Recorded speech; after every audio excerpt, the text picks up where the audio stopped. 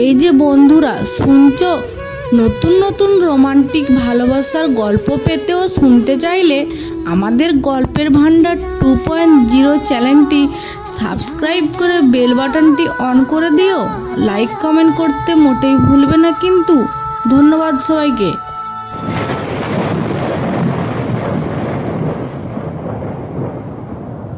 ছোট্ট শহরের এক গলির ভেতরে ভাঙাচোরা টিনের চালের ঘরে বাস করত আরাফত। বাবা আব্দুল কুদ্দুস সারাদিন রিক্সা চালিয়ে সংসার চালাতেন। ভোরে বের হতেন, ফেরার সময় কখনো রাত 10টা, কখনো মাঝরাত। মা রহিমা খালা অন্যের বাড়ি থেকে কাপড় এনে সেলাই করতেন, হাতে কাঁচি আর সুতো সারাক্ষণ। তবুও সংসারের অভাব যেন শেষ হতো না। শীতকালে ঘরে বাতাস ঢুকে ঠান্ডা জমাট বাঁধত, গরমকালে ঘরের ভিতরে সোনা গলানোর মতো তাপ। কিন্তু এইসব কষ্টের মাঝেও মায়ের স্বপ্নটা স্পষ্ট ছিল, আমার ছেলে একদিন ডাক্তার হবে, মানুষের সেবা করবে। হয়তো আমি নতুন শাড়ি পাবো না, কিন্তু ওর নাম শুনে সবাই আমাকে চিনবে। আরাফত ছোটবেলা থেকে অন্যরকম। ক্লাসের স্যারেরা যখন প্রশ্ন করতেন সে হাত তুলে উত্তর দিত। শিক্ষকরা বলতেন রিক্সাওয়ালার ছেলে হলেও মাথা বড় ভালো, পড়াশোনার প্রতি একাগ্রতা আছে। কিন্তু সবাই তো এমন ছিল না। অনেক সহপাঠী হাসতো, বলতো রিক্সাওয়ালার ছেলে ডাক্তার হবে। প্রতিদিন এই বিদ্রুপ গায়ে লাগলেও আরাফাত কিছু বলতো না। তার চোখের ভিতরে ছিল অদম্য আগুন। একদিন স্কুলের লাইব্রেরিতে বই নিতে গিয়ে প্রথম তার সাথে দেখা হয়েছিল নিশাতের। নিশাত শহরের বড় ব্যবসায়ীর হাসেম আলীর মেয়ে। বড় লোকের সংসারে বেড়ে ওঠা বিলাসী জীবন, কিন্তু মেয়েটা ছিল অদ্ভুত সরল আর মিষ্টি হাসির অধিকারিণী। সে বলেছিল, তুমি তো অনেক বই নাও, পড়তে ভালোবাসো? আরাফাত একটু লাজুক ভঙ্গিতে মাথা নেড়ে বলেছিল, হ্যাঁ, বই আমার সেরা বন্ধু। সেদিনে সেই ছোট্ট আলাপেই ছিল এক অদ্ভুত বন্ধুত্বের শুরু, যেটা ধীরে ধীরে জীবনের মোড় ঘুরিয়ে দেবে।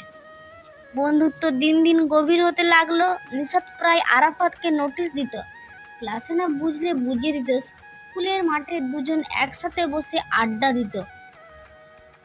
নিশাতের হাসি যেন অদ্ভুত এক আলো হয়ে আরাফাতের অন্ধকার জীবনকে আলোকিত করত। তবে সমাজের চোখ ছিল তীক্ষ্ণ। শহরের লোকেরা ফিসফিস করে বলতো, ব্যবসায়ীর মেয়ের সাথে রিক্সাওয়ালার ছেলের সম্পর্ক মানায়। নিশাত এসব নিয়ে ভাবত না। সে একদিন সরাসরি বলেছিল, মানুষের জন্ম দিয়ে পরিচয় হয় না, কাজ দিয়েই হয়। তোমার স্বপ্ন সত্যি হোক, আমি চাই তুমি ডাক্তার হও। আরাফাত সেদিন অনেকক্ষণ চুপ থেকে বলেছিল, তুমি পাশে থাকলে আমি পারবো। স্কুল শেষ করে আরাফাত বিশ্ববিদ্যালয়ে ভর্তির পরীক্ষার প্রস্তুতি নিতে লাগলো। দিনে টিউশনি করে সংসার টাকা দিত, রাতে বাতি জ্বালিয়ে পড়তো। অভাব কত রকম পরীক্ষা নেয়। কখনো টাকার অভাবে বই কিনতে পারতো না, কখনো পরীক্ষার ফি দিতে না পারার ভয় থাকতো। তবুও সে হাল ছাড়েনি। অবশেষে মেডিকেল কলেজে ভর্তি পরীক্ষা টপ করে নাম লেখালো। কিন্তু ভর্তি ফি, বই কেনার টাকা, এসব ছিল বিশাল সমস্যা। ঠিক তখনই নিশাত সাহায্যের হাত বাড়িয়ে দিল। সে বাবার আগোচরে টাকা এনে দিল আরাফাতকে। আরাফাত কেঁদে ফেলল। সে বলল, তুমি না থাকলে আমি কিছুই হতে পারতাম না। নিশাত তার চোখ মুছে দিয়ে বলল, তুমি সফল হলে আমি নিজেকে সফল মনে করব। আরাফাতের জীবন তখন নতুন পথ খুঁজে পেয়েছে, মেডিকেল কলেজে ভর্তি হয়েছে, পড়াশুনোয় সবাই তার প্রতিভার স্বীকৃতি দিচ্ছে। অন্যদিকে নিশাত তার পাশে থেকেও ভয় পাচ্ছিল, কারণ তার বাবা হাসেম আলী খুব কঠোর মানুষ। তিনি চান তার মেয়ে শুধু নাম করা পরিবারের কাউকে বিয়ে করুক, ব্যবসায়িক স্বার্থ যেন অটুট থাকে। একদিন ঘটনা ফাঁস হয়ে গেল। হাসেম আলী জানতে পারলেন তার মেয়ে নিশাত গোপনে এক রিক্সাওয়ালার ছেলে পড়াশোনার খরচ বহন করছে। তৎক্ষণাৎ ঘরে ঝড় বয়ে গেল। এ কি সর্বনাশ, এত বড় অসম্মান! আমাদের পরিবারকে লজ্জায় ফেলে দিয়েছো তুমি, চিৎকার করে উঠলেন হাসেম আলী। নিশাত ভয় পেল না। সে সোজা উত্তর দিল, বাবা, আরাফাত খারাপ নয়, ওর স্বপ্ন আছে, প্রতিভা আছে, ও একদিন বড় ডাক্তার হবে। কিন্তু হাসেম আলী তার কথা শুনেনি। তিনি নিশাতকে বিদেশ পাঠিয়ে দিলেন উচ্চশিক্ষার অজুহাতে। মোবাইল ইমেল সব বন্ধ করে দেয়া হলো। আরাফাত হঠাৎ করে নিশাতকে হারিয়ে ফেলল, যেন পৃথিবী থেকে মুছে গেল সে। সেই দিন হাসপাতালের সামনে বসে আরাফাত ঘন্টার পর ঘন্টা কেঁদেছিল। তার বুকের ভেতর দম বন্ধ করার যন্ত্রণা জমে গেল, তবুও পড়াশুনো থামালো না। সময় গড়াতে লাগলো। দিনের পর দিন নিশাতের কোনো খোঁজ মিলেনি। ফেসবুক, ইমেল সব বন্ধ। চিঠি পাঠানোর চেষ্টাও ব্যর্থ হলো। আরাফাত বইয়ে মুখ গুজে পড়তো, সারা রাত জেগে জেগে মেডিকেলের কঠিন অধ্যায় পড়তো। কিন্তু মাঝে মধ্যেই হঠাৎ নিশাতের কথা মনে পড়ল, বুকটা হু হু করে উঠত। সে নিজেকে বলতো, একদিন আমি প্রমাণ করব, একদিন সবাই জানবে রিক্সাওয়ালার ছেলের স্বপ্ন অসম্ভব নয়। মা প্রতিদিন তার চোখে ক্লান্তি দিকে বলতেন, বাবা এত কষ্ট করিস না, আল্লাহ তোকে বড় কিছু করবে। 5 বছর পর আরাফাত এখন ডাক্তার আরাফাত হোসেন দেশের সেরা হাসপাতালগুলোর একটিতে কাজ করছে। রোগীরা তাকে শুধু ডাক্তার নয়, একজন অভিভাবক মনে করে। তার দক্ষ হাতে অনেক মানুষ নতুন জীবন ফিরে পেয়েছে, কিন্তু তার নিজের জীবন একেবারে ফাঁকা। প্রতিদিন অপারেশনের পর যখন সার্জিক্যাল গ্লাভস খুলে ফেলে, মনে হয় নিশাতের হাত ধরেছিল সেই কিশোর বয়সে। তার বুকের ভিতরে একটাই শূন্যতা, নিশাত। একদিন হঠাৎ জরুরি কেসে হাসপাতালে এক নারী রোগীকে নিয়ে এলো একজন।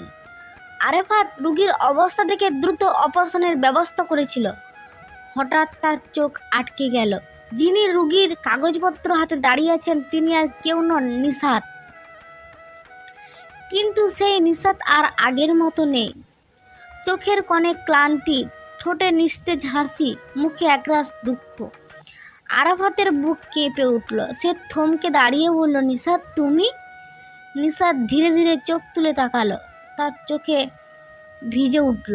আরাফাত, এত বছর পর তুমি আমাকে চিনতে পেরেছো? অপারেশন শেষে ক্যান্টিনে বসে দীর্ঘ আলাপে জানা গেল নিশাতের জীবন সুখের হয়নি।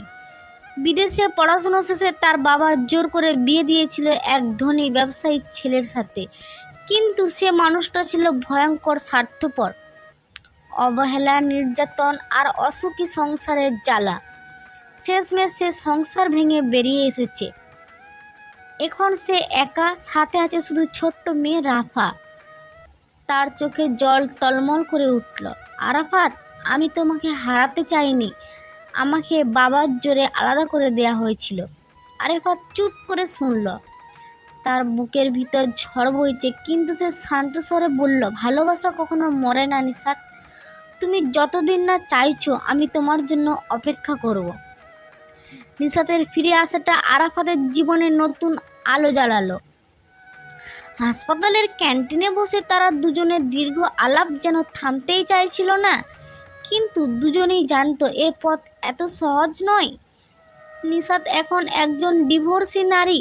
তার কোলের মেয়ে রাফা ছোট্ট পাখির মতো মায়ের আঁচলে লুকিয়ে থাকে।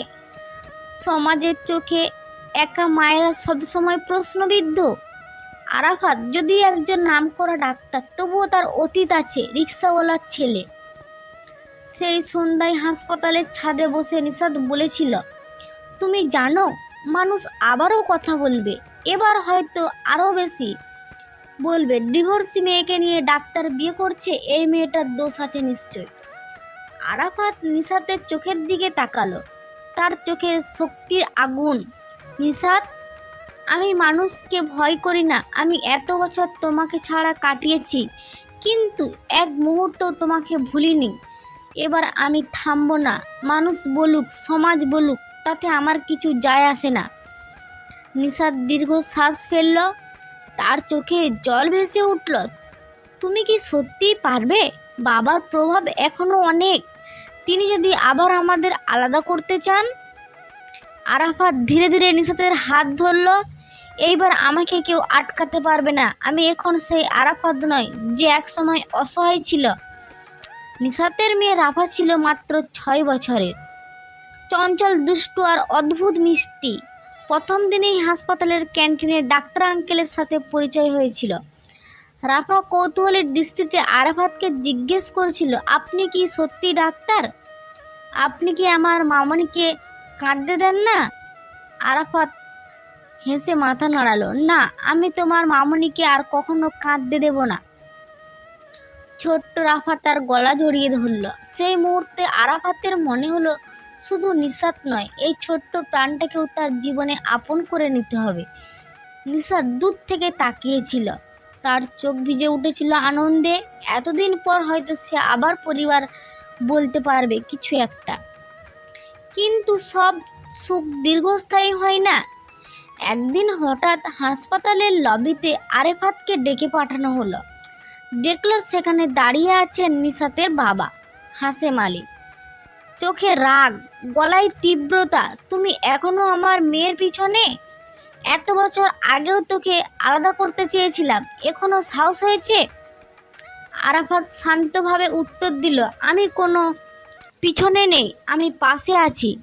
নিশাত এখন প্রাপ্তবয়স্ক, তার নিজের সিদ্ধান্ত নেওয়ার অধিকার আছে। হাশেম আলী ক্ষোভে চিৎকার করে উঠলেন, ডিভোর্সি মেয়েকে নিয়ে তুমি কি করবে? মান ইজ্জত বলে কিছু শুনছো? এইবার নিশাত এগিয়ে এসে বাবার সামনে দাঁড়ালো। তার চোখে অদ্ভুত দৃঢ়তা। বাবা, আমি আর আপনার ভয়ে বাঁচতে চাই না, আমি নিজের সুখ চাই। আরাফাতই আমার সুখ। হাশেম আলী হতবাক হয়ে গেলেন।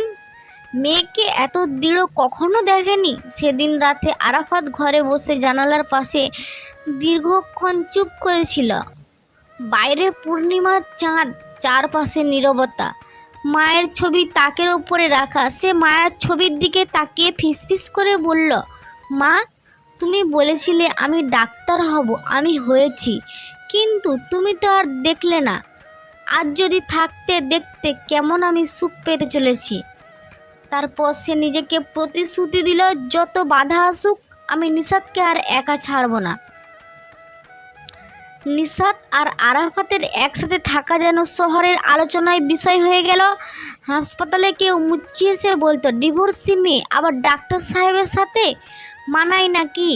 অন্যদিকে নিশাতের বাড়ির আত্মীয়রা কানাঘুষা শুরু করলো। হাশেম আলীর মেয়ে এই অবস্থা হলো, এক রিক্সাওয়ালার ছেলের সাথে প্রেম করত। প্রথমে আরাফাত এসব কথা চুপ করে থাকতো, কিন্তু নিশাত খুব কষ্ট পেত। রাতে জানালার পাশে বসে কেঁদে ফেলত। একদিন আরাফাতকে তাকে শান্ত করতে গিয়ে বলল, মানুষ সব সময় বলবে আমরা যদি থেমে যাই তাহলে ভালোবাসা হারিয়ে যাবে। তুমি আমার চোখের দিকে তাকাও, তুমি কি সেখানে ভয় দেখছো? নিশাত তার চোখের দিকে তাকিয়ে শুধু মাথা নাড়ালো। হ্যাঁ, সেই চোখে ভয় নেই, শুধু দৃঢ়তা। ছোট্ট রাফাত ধীরে ধীরে আরাফাতকে নিজের মানুষ হিসেবে মেনে নিতে শুরু করলো। সে প্রতিদিন স্কুল থেকে এসে বলতো, ডাক্তার আঙ্কেল, আপনি কি আজও অপারেশন করছেন? আরাফাত হাসতো, হ্যাঁ রে পাখি, আজও একজনকে সুস্থ করেছি। রাফাত চোখ ঝলমল করে উঠত, তাহলে আপনি তো হিরো, আমি বড় হয়ে আপনার মতো ডাক্তার হব। নিশাত দূর থেকে তাকিয়ে থাকতো। তার মনে হতো রাফার হারানো শূন্যতা আরাফাত পূর্ণ করছে। মেয়েটি যেভাবে হাসছে, অনেক দিন এমন হাসি দেখেনি নিশাত। একদিন রাফা হঠাৎ করে বলল, আপনি কি আমার মামনিকে বিয়ে করবেন? তাহলে আমি বাবা পাবো। আরাফাত হতবাক হলেও মিষ্টি হেসে উত্তর দিল, তুমি যদি আমাকে বাবা বলতে রাজি থাকো তবে আমি অবশ্যই তোমার মামনিকে বিয়ে করব। ছোট্ট রাফা খুশিতে হাততালি দিল। নিশাতের চোখে জল এসে গেল, আনন্দের জল। একদিন নিশাতের বাবা হাশেম আলী আবার তাদের সামনে এসে দাঁড়ালেন। তিনি জানতেন মেয়ের মন আর জোর করে বদলানো যাবে না, তবুও তিনি মানতে পারছিলেন না। তুমি কি ভেবেছো আমি তোমাদের মেনে নেব? আমার নাম, আমার সম্মান মাটিতে মিশিয়ে দেবে? নিশাত শান্ত গলায় বলল, বাবা, সম্মান মাটিতে মিশে যায় তখনই যখন আমরা মিথ্যা জীবন বেছে নিই। আমি অনেক বছর মিথ্যা সুখে থেকেছি, আর পারবো না।